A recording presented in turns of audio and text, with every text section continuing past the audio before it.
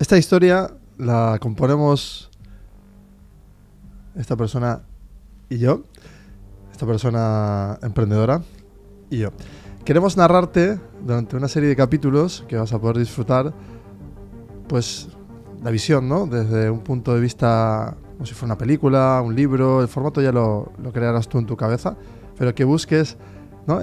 Comprender o visualizar de alguna forma esta historia. Esta historia está compuesta por nuestras visiones sobre una estructura que ha ido pasando y que es real, y vamos a ir encontrando pues puntos, abstracciones, puntos en común, fractales, discusiones. Seguramente estemos en algunas cosas, ¿no? Uno en contra del otro, contrastándonos, y esa idea principal es que la aproveches, ¿no? De que puedas tú imaginarte en el mismo escenario que nosotros y que puedas construir tus ideas, tus proyectos o lo que sea.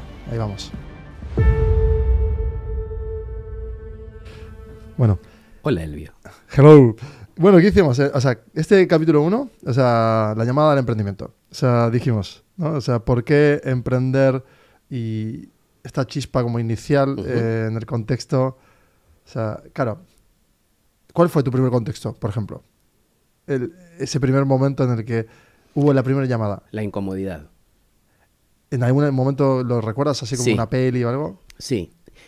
Una situación de vida, más bien. La primera vez que emprendí algo, así como decir, no quiero depender de otro, y no estoy hablando de autónomo, no estoy hablando de ser necesariamente de eso. Yo estaba en un trabajo en el cual había una parte que me hacía muy feliz, que era el qué hacía, pero había otra parte que era el contexto que no me gustaba nada. Es decir, el contenido, ok, el continente. Entonces, dio la casualidad, hubo buen timing con una persona que hasta ese momento éramos solamente amigos. Dijo, oye, mira, que yo me voy a ir al exterior, entonces igual... Yo, sí. Ya venía madurando la incomodidad. Entonces, por las razones que sean, que ahora explayaremos, automáticamente la incomodidad de emprender algo sonaba menos incómoda que la incomodidad que estaba viviendo, de la situación en la cual me sentía atrapado profesionalmente. O sea, la sensación de estar atrapado es como lo primero. Ahora, si, claro, tú identificas, me siento atrapado, esto no me gusta, lo he repetido 1000 veces o 200 veces, o, ¿no? Levantarme a la mañana, sentir que estoy como atrapado, pero no distinguirlo. O sea, por ejemplo, yo rescato, ¿no? Como momentos primero de la chispa, decir, oye, quiero ser como esta persona, o sea, por mimética, o sea, quiero ser esta persona. Pero luego decir, no quiero ser esta persona, quiero ser yo convirtiéndome en una persona diferente a esta, que se parezca a esta y esta. O sea, tú tenías ahí un síndrome de el actor, ¿no? Como que te metías en esos avatares primero como para visualizarte cuando eras niño, o ¿cómo visualizabas el hecho de crear algo? Hace un tiempo atrás, si recuerdas, tú me habías hecho una pregunta y me dijiste, ¿tú no te hacías promesas de niño? Y yo me quedé pensando, te dije, no me hacía promesas, pero no me preguntes por qué. De muy niño, yo siempre tenía la sensación de que, dicho a título meramente reflexivo y sin vanidad, de que tenía prometida una vida de grandes cosas. Yo sabía que no iba a tener una vida mediocre. Mira, ahí coincido también. Coincido exactamente en lo mismo. Sentía que tenía que hacer algo grande. Pero ese algo grande, que no tenía ego, porque no había ego, o sea, había un deseo, ¿no? Más de, quiero hacer algo grande. Y ese hacer algo grande era referenciando a cambiar el mundo para mejor. Yo creo que comienza, por lo menos en mi caso, con una incomprensión. Una incomprensión mía hacia mi contexto, que yo lo sentía raro, mediocre, alienígena, o yo me sentía raro y alienígena. Una incomprensión mutua, ¿no? Una inadaptación. Y luego eso con el tiempo se convirtió en una confianza. Y esto te lo estoy analizando así, pensando en voz alta, pero es como el hilado de un montón de reflexiones que he hecho a lo largo de la vida. Claro, porque ahí está la cuestión. Si volvemos al inicio del itinerario en el que tú llegas a este punto en el que sientes que ya eres diferente respecto al contexto, te diferencias porque dices, vale, ya soy esa persona, ¿no? que puedo identificar como diferente, me siento diferente, Ujú. quiero diferenciarme, pero mientras tanto estoy padeciéndolo, ¿no? Y puede haber cientos o miles de horas. Cuando toco lo personal, se me llena. Joder, y aparte es duro, ¿eh? Un segundo.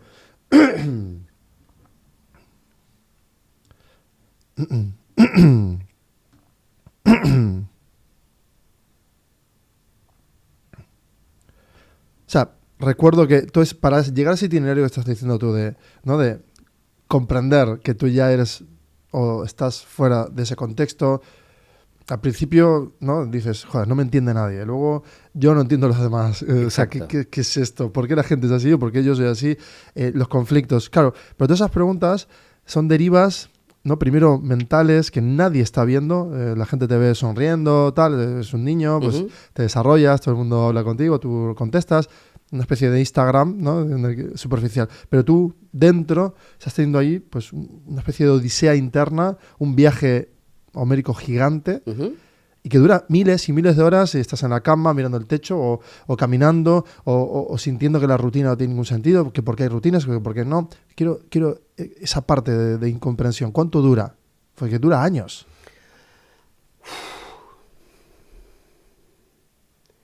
Es que yo creo que, a ver, insisto, por lo menos en mí la parte de emprender y crear algo se iba como macerando un fuego interno que el día que se me planteó la posibilidad, yo dije, probé muchos años de esta, o sea, probé una cierta cantidad de tiempo de la manera que lo hace la gente, entiéndaseme la palabra que voy a usar, normal. Yo sabía que no era normal. Siempre me sentí raro. Entonces, em, toda esa rareza y esa hace que tengas que ir conformando una segunda naturaleza, ¿no? Este eres tú y unas capas de abstracción para protegerte frente a la rareza del mundo que te rodea. Entonces, decir, yo probé mucho tiempo de esta manera y no estoy conforme con el... Y sé que tengo un fuego interior que por lo menos me va a llegar a algún punto. No sé si me va a llevar al éxito, a la fortuna, a la fama o lo que cada uno entienda como éxito. Pero me va a llevar a una zona distinta de la que estoy y estoy seguro de que va a ir bien. A eso me refería con la confianza nacida de la desconfianza de todo esto, ¿no? O sea, de la incomodidad. Claro, yo eso sí, volviendo a esta etapa temprana en la que estamos un martes a las 9 de la mañana, caminando frío, eh, esa sensación de, ¿no? Como acabo de carraspear, ¿no? Esa sensación de inseguridad, Hmm.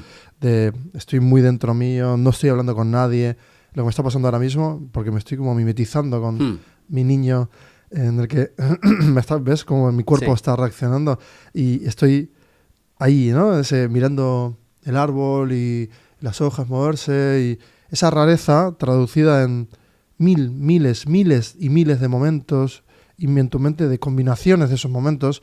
Y mientras tanto, seguramente en tu casa igual estaba la televisión encendida, tu madre entraba, salía, su rutina, o sea, había como una especie de capa exterior que iba pasando, de Hmm. rutinas y subrutinas por ahí, pululando, pero en tu mente estaba fraguándose eso.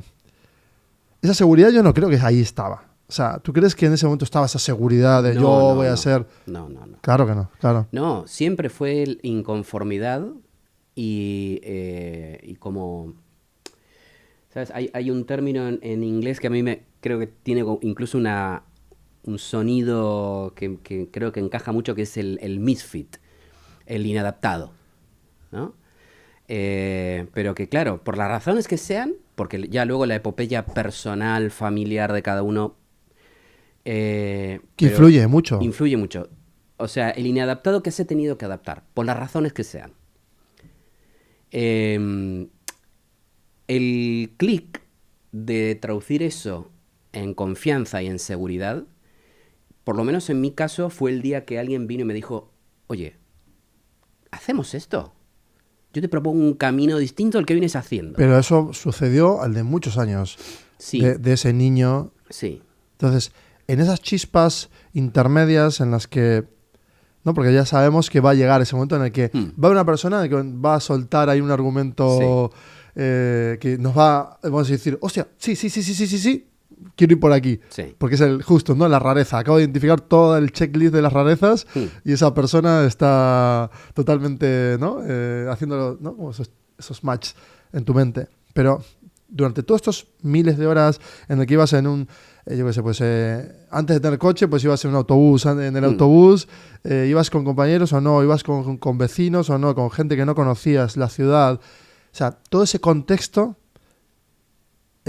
por ejemplo, en mi caso, a mí me empujaba todo el rato a, si me ponía algo diferente para irme a un sitio, porque me gustaba, yo qué sé, por ejemplo, vestir, para diferenciarme, siempre me gustó como vestir como más elegante, yo qué sé, pues de repente sentía que me miró y ya no me lo quería poner, o sea, la rareza yo la identificaba muy rápido y muy rápido la modificaba por fuera. En cambio, por dentro, esas rarezas las trabajaba mucho en mi casa, ¿entiendes? No, yo era raro por fuera y por dentro. Tú no lo pensabas eso. O sea, ya por fuera, ¿qué hacías? Me ponía uniformes. Pues yo qué sé, me venía muy bien si estaba trabajando... Bueno, tú ya sabes que durante una buena parte de mi vida, si bien hoy por hoy estoy sumamente ligado al mundo tecnológico, durante una parte muy importante de mi vida yo me dedicaba a la parte comercial. Entonces, pues me venía muy bien, por ejemplo, estar en un sitio donde tenía que estar con gente, con público y tal. Y bueno, la camisa, la corbata, me venía, pero Claro. estupendo. Era un uniforme, era una máscara, mi rareza quedaba muy bien oculta. Y ahí creo que, claro, eso es lo que hace que las narrativas fuesen un fractal hacia adentro, ¿no? Como que en realidad la narrativa visible era el uniforme, era muy fácil, ¿no? Como generar etiquetas. Elegías, ¿no? Como intuyo que ese armazón, pues elegías la configuración para saber lo que ibas a, ¿no? A dirigir el mensaje, una especie de marketing. Sí, fue la primera vez en mi vida que, digamos, fue el primer experimento de, a ver, ¿puedo conformar un avatar? ¿Puedo conformar una dialéctica y una imagen para que el resto del mundo, digamos, no se encuentre con una cosa tan rara, entienda el mensaje y yo lo pueda llevar para donde lo quiero llevar? ¿Eras tan autoconsciente como lo estás ahora regurgitando verbalmente? Desde esta Era medianamente consciente. Claro, pero el gutural sale del cerebro, dice, recuerda, emerge este lenguaje, Sí. pero parece ser como que está muy hecho, pero en ese momento, en ese contexto, en esa georreferencia temporal, ¿cómo lo configurabas? Desde lo intelectual a lo práctico.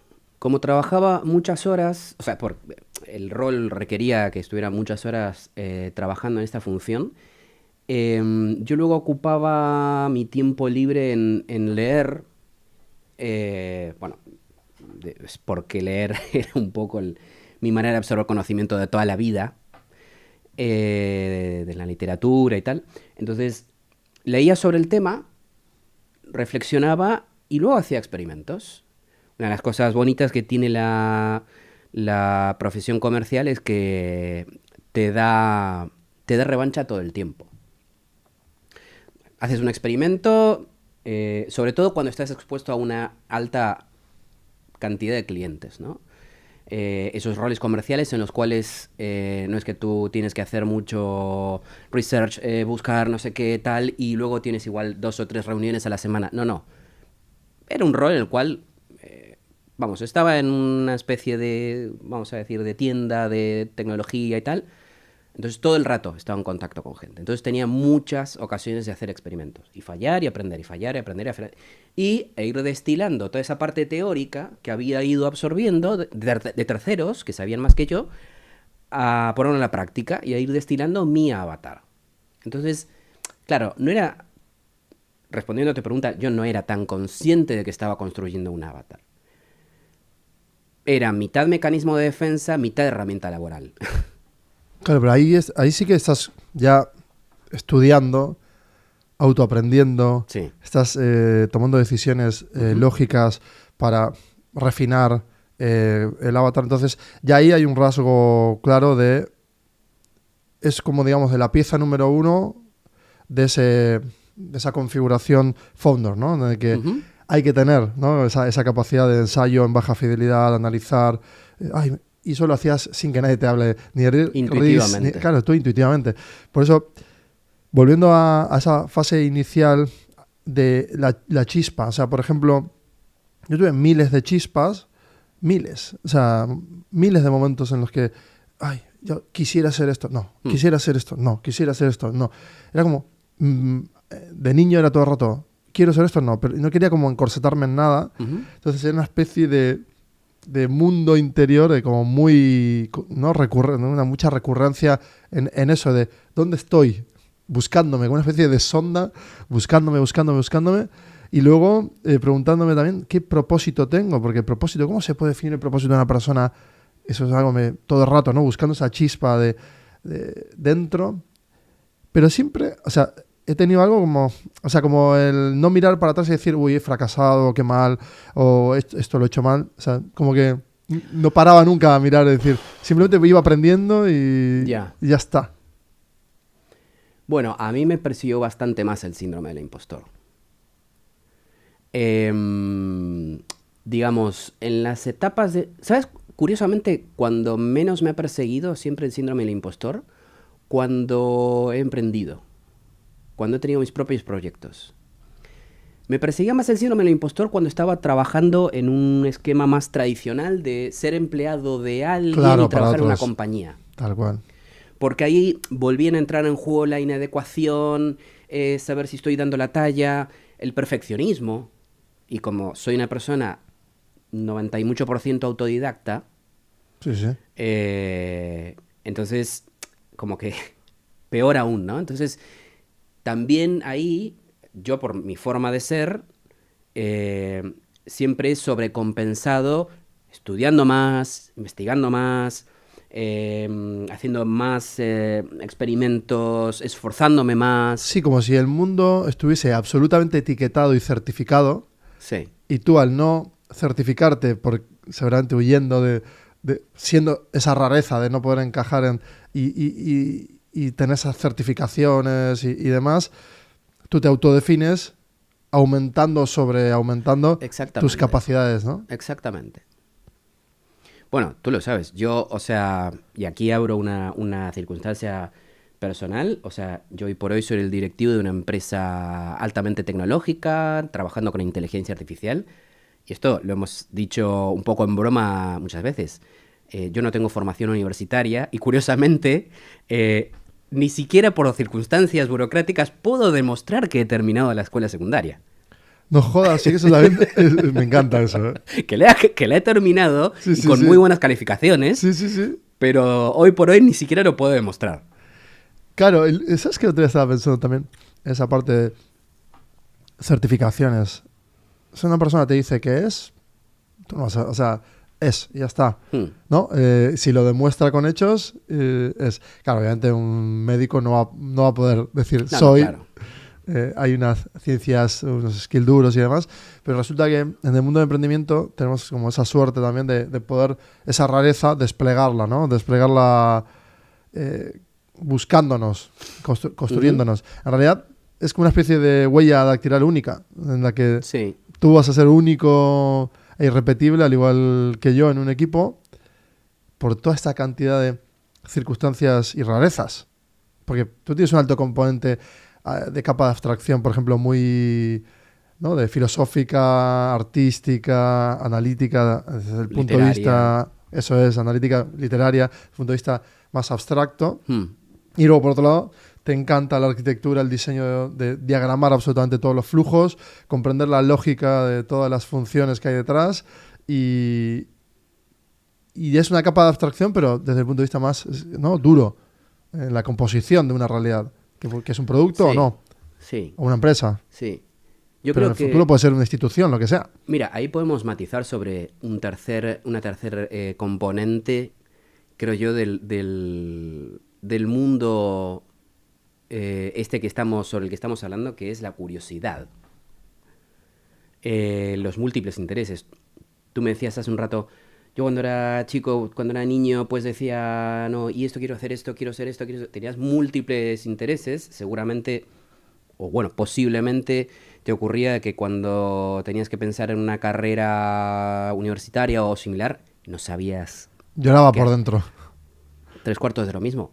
Elvio, yo terminé la escuela secundaria y esto no sé si alguna vez te lo conté, di el examen de ingreso en una universidad para estudiar diseño gráfico. O sea, Bueno, porque tiene sentido igual, ¿eh? También lo veo, o sea, no desencaja en la configuración de lo que puedes llegar a ser. Puedes llegar a puede desarrollar. ser, sí, pero además como dices, siempre me ha apasionado.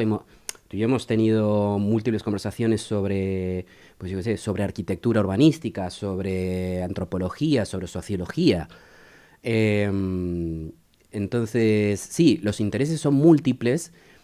Bueno, quizás yo lo veía más alejado, tú no ves tan alejada una carrera de diseño gráfico o una de una persona de la ingeniería del software puro y duro. Porque iría a producto como, yo qué sé, el fundador de Airbnb, por Sí, ejemplo. puede ser, puede ser. Pero bueno, yo durante mucho tiempo lo vi como muy, como un desvío en mi vocación, ¿no? Pero ves que todos los caminos llevan a que termina siendo Fondor. O sea, es decir, todos los flujos. O sea, si estudio diseño gráfico, vale, creo un diseño tan atractivo que me llame la atención de darle soporte a una estructura arquitectónica, Ujú. física o no, es decir, un edificio o no, diseño interior, ¿no? Y terminas llegando a decir, espera, ¿y si esto lo convierto? Y puedes terminar el software, ¿no? Llegando al software al cabo Sí, de 10 sí, años sí. y siendo el que eres hoy. Incluso curiosamente, dentro del mundo del software, que es el que más conozco y por eso lo recurro todo el rato a él, yo he visto todo tipo de cosas. Curiosamente, en las últimas semanas, que estamos en una fase activa de reclutamiento de colaboradores, he visto dos casos de personas formadas en derecho que se han terminado dedicando al desarrollo de software. Ahí está la cuestión. Todos los caminos llevan a ese punto final al que vamos a terminar por llegar, ¿no? Pero en la chispa, en el momento del contexto, este capítulo que a ti, ¿no? Este primer capítulo es el momento en el que tú puedes ser un niño o haber acumulado miles y miles de horas de niño, adolescente, adulto, y llegar a un momento en tu vida que digas, esta es, ¿no? La odisea número 1, desde dentro hacia afuera. Soy raro, soy diferente, no encajo, el contexto no me ayuda, no creen en mí, creen en mí. El que dirá en las primeras dudas. El final de todo este capítulo número 1, me encantaría como también ahora hablar de todos esos momentos en donde el autoestima jugó un papel, ¿no? Es decir, Hmm. tú dentro tuyo creías que podías ser, pero había alguien... ¿Ves? Hmm. De vuelta. No voy a cortar esto, ¿eh? Porque es lo real. Entonces, la gente, por ejemplo, en mi caso, no sé, pues personas directas me decían que podía hacer todo y que había libertad. Hmm. Pero claro, eso no significa que sea ni bueno ni malo. Una persona con mucha libertad, muy creativa, pues igual se pasa 20 años sin tener foco, ¿no? Que Ujú. es un problema. Entonces, en tu caso, ¿cuál era el contexto alrededor? O sea, ¿qué sentías tú? ¿Cuáles eran las dudas que tenías? ¿Había miedos? Si dabas el paso o no, o lo ibas delegando, pero mentalmente, ¿qué sucedía? Hasta que llegó ese momento de detectar la oportunidad, todo ese viaje hubo dudas internas. Siempre hay dudas. Sí, y puede parecer un poco simplista o una frase de taza, de taza de desayuno que estoy diciendo, pero em, bueno, permíteme la analogía un poco, pero yo creo que es un poco como la religión, ¿no? Es la fe, es tener fe en ti, en el proceso, o sea, a sabiendas de que te puedes equivocar. Yo creo que una otra tercera o cuarta, ya he perdido la cuenta, cuestión que que podríamos asociar es la resiliencia. Y la resiliencia sobre todo al error, al fallo, a equivocarte. Pero eso es natural en ti. Creo que sí. Sí, a mí también, ¿eh? O sea, no me autocritico mientras fallo, sino me cabreo y ese cabreo genera un motor inmediato de tengo que resolverlo. Una especie de inmediatez de tipo MacGyver en la que desde niño esto no tenía que cambiarlo pues y no podía, pues me entraba una especie de, ¿no? Se me apropiaba una especie de espíritu de odio este mundo, odio todo y de repente ¡tuc! Y encontraba el palito que lo ponía y encajaba. Y digo, ¿cómo puede ser? Y siempre me hackeaba eso, es decir, ¿cómo puedo encontrar, sin moverme demasiado, el cerebro me daba, y no es un atributo único para mí, es un atributo que viene de serie en todos los humanos. Simplemente hay que activarlo. Sí, bueno, no sé si viene de serie, yo creo que tiene mucho que ver con la personalidad. A mí basta que me digas que no puedo hacer algo para que Es automáticamente quiero Claro, superar ese reto. claro, es el trigger. Pero Pero entonces ahí no hay duda, ahí no hay margen de duda, porque viene el problema y es un buen punto para analizar de si muchas veces en esta primera etapa de aunque dude y me conforme, aunque sepa que el contexto no encaja, no encajo, pero sí que es cierto que el patrón está claro. Siempre que hay un problema, estás obsesionado hasta encontrar la solución, una especie de... y lo logras.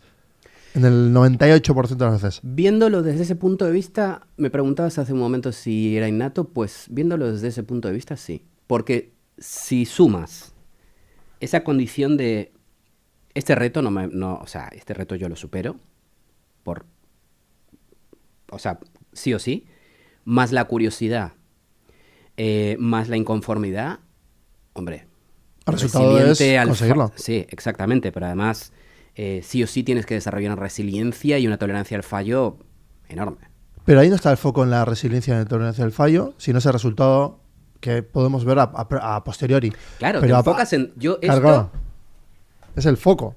yo esto lo soluciono o lo soluciono. Entonces, pruebo esto. No, esto. No me detengo a pensar en esto no ha funcionado. No. Automáticamente me enfoco en la siguiente estrategia para intentar solucionar el reto. Y los que se quedan como este, ¿no? Que tienes que aprender muchos algoritmos, que hay teoría, que es determinista al final, al igual que, yo que sé, el ajedrez y diferentes tipos de juegos, no de azar, sino de, pues al final de práctica. Uh-huh. Cuando llega ese momento en el que sabes que hay que leer para descifrar, o te vas a pasar toda una vida, ¿no? Intentando descifrar algo que en realidad ya lo han descifrado otros, ahí entras en deriva de frustración o dices, espera, esto no es mi guerra. O sea, solucionar problemas es lo mío, que era más el caso de, se acaba de romper algo, ¿cómo voy a buscar las múltiples formas de solucionarlo? Pero luego otras, las que ya entrañan mucha teoría, ¿cómo te quedas ante eso siendo niño? O todas las veces que puedas recordar, ¿cómo te quedabas frente a eso? Decir, hostia, igual voy a tener que estudiar esto. Y que se te abra un rabbit hole de búsqueda de conocimiento duro. Bueno, eso también era intuitivo. Es decir, por no reiterarme constantemente, los libros y el conocimiento teórico siempre me han atraído muchísimo. La parte intelectual, pero desde que tengo memoria. Entonces, cuando no ganaba una batalla en una guerra, llegaba un punto en el cual decía, bueno, esto de momento vamos a dejarlo. Ya volveré a ti. Ya nos volveremos a encontrar. Y eran batallas que quedaban ahí, ¿no? Ese era otro fuego interno que se quedaba encendido, ¿no? En una cuevita se quedaba un fueguito. Quedaba un rescoldo ahí que no se iba a apagar. 100%, ¿eh? Entonces, claro, ocurría en paralelo que, como siempre fui muy curioso intelectualmente, estaba todo el rato leyendo. Eventualmente, en algún momento decía... Y llegaba. Y entonces me daba vuelta y decía... Ahora nos vamos a volver a enfrentar.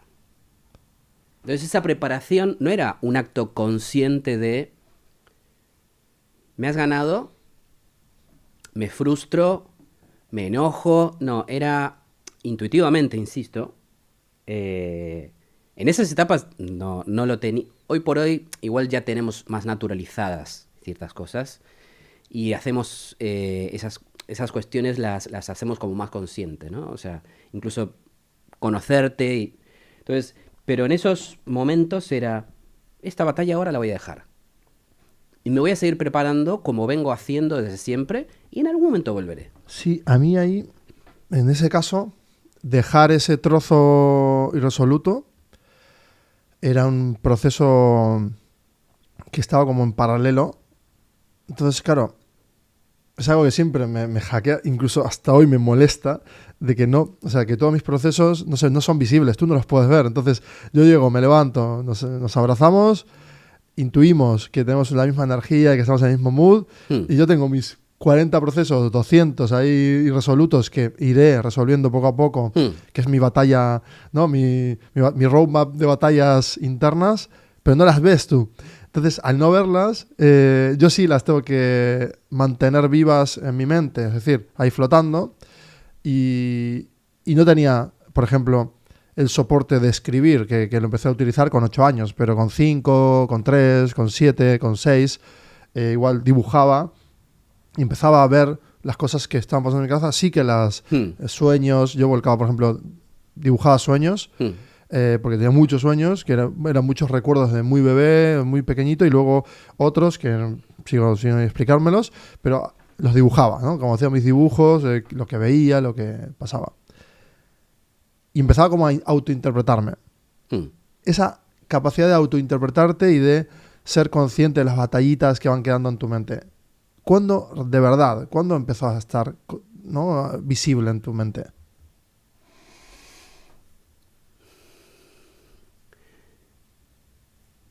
Pues con mi primer emprendimiento, yo empecé a tener esa necesidad, es decir, a mí tener todos esos procesos funcionando al mismo tiempo en la cabeza, comencé a darme cuenta que me estresaba mucho. Y yo necesitaba, es decir, como mis tareas eran de una alta complejidad y abstracción, necesitaba mi mente enfocada, súper enfocada. Entonces empecé ahí a experimentar, a desarrollar otro tipo de herramientas que era, ok, para no tener todo ese ruido en la cabeza todo el rato, volcarlo en otro soporte. Entonces esas batallitas, esos procesos en background quedaban ahí. Y luego, pues los volví a repasar. Y esto te lo hilo un poco con la charla que teníamos la vez pasada en este espacio de las herramientas de organización. Yo creo que ahí comenzó en mi vida ese arco argumental, esa mini epopeya de la organización del tiempo, la hiperproductividad, cómo hackearme para que mi mente tuviera que estar en lo que tenía que estar. Y luego los otros procesos quedarán ahí durmientes para luego volver a ser rescatados, esas batallas.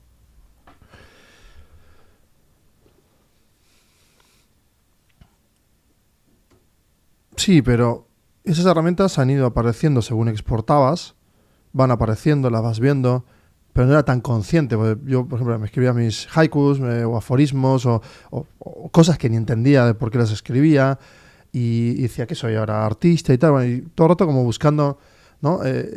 Intentar no encapsularme en nada, y me molestaba mucho que todo lo artístico sea leído como algo de no utilidad o de divergencia, cuando en realidad lo que estaba haciendo era justamente hacer lo que estás diciendo tú. Es el paso previo a empezar a lo que va a ser el siguiente capítulo, que es la zona de confort, a romperla.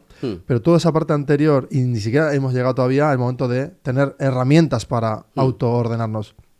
En este proceso, esta epopeya interior, creo que toda la etapa de descargar, sublimar, vomitar, escupir, a mí se me volcó, uno, por la frustración, por conflictos adolescentes constantes, ¿no? Como estas batallitas adolescentes de físicas, verbales, ¿no? Muy conflictuado. Luego, por otro lado, volcando y diciendo, no, esto no puede ser por ahí, escribiendo, pintando, lo que sea, da igual, música, todo mal, da igual, no quería ser ni músico, o sea, lo único que quería estar, sí, lo que dices tú, ¿no? Exportar, vomitar. Entonces, toda esta etapa, vamos a decir que donde se drena la frustración y obviamente la psicología ahí lee muchísimo y acierta mucho, ¿no? En cómo nos autodefinimos y queremos salir de la tribu y tal. Claro, en mi caso, ya empecé a ver esa zona de confort, empecé a ser más duro y crítico con las rutinas que veía, la de mi padre, la de mi madre, las rutinas de mis amigos, las rutinas de la sociedad. Empezaba a decir, todo es mediocre, todo no sé qué, todo funciona mal, ¿no? En el contexto, que es a empezar a atacar esa zona de confort a la que vamos a ir en el siguiente capítulo.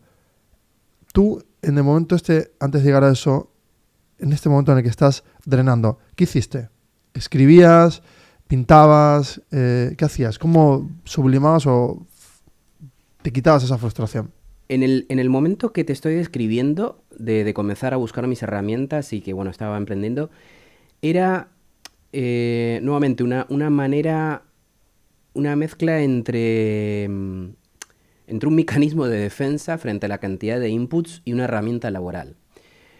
Para mí, siempre la letra escrita tuvo un rol fundamental en mi vida. Entonces, automáticamente eso era la herramienta para sublimar o para organizarme. Es decir, luego con el paso de los años fue un fichero TXT, Claro. luego herramientas, Claro. yo qué sé, las famosas estas, las handheld. Sí, el muchos años contenido atrás, del lo que mismo, sea, formato diferente. pero la letra escrita, ¿no? El Claro. soporte escrito. Incluso en momentos difíciles personales de mi vida,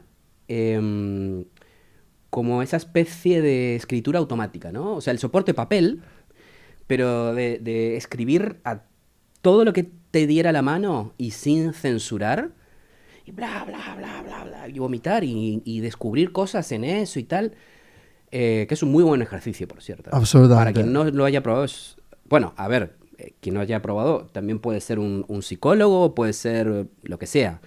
Pero esa herramienta también había sido el soporte escrito. Digamos que antes de que el lanzamiento del cohete empiece a generar esa cuenta de 3, 2, 1, inicio, y sale el cohete, la parte de abajo estamos más en la zona de control, en la que todavía ¿no? estamos confirmando si todo está ok, o sea, decir, esa zona de confort que vamos a atacar en el siguiente capítulo, aquí no, aquí estamos como exportando, soltando, y eso dura años también. Y o sea, por ejemplo, yo me acuerdo de esas noches, días de encerrarme en una habitación con un micrófono, un altavoz y ponerme una música binaural que me había hecho yo, te estoy hablando hace 20 y pico años, y hacer una especie de monólogo a oscuras en el que hablaba cosas automáticas, lo mismo, había pasado por la escritura automática, luego pues verbalizaba automáticamente y luego me escuché y digo, ¿qué es esto? ¿Dónde viene? ¿Por qué?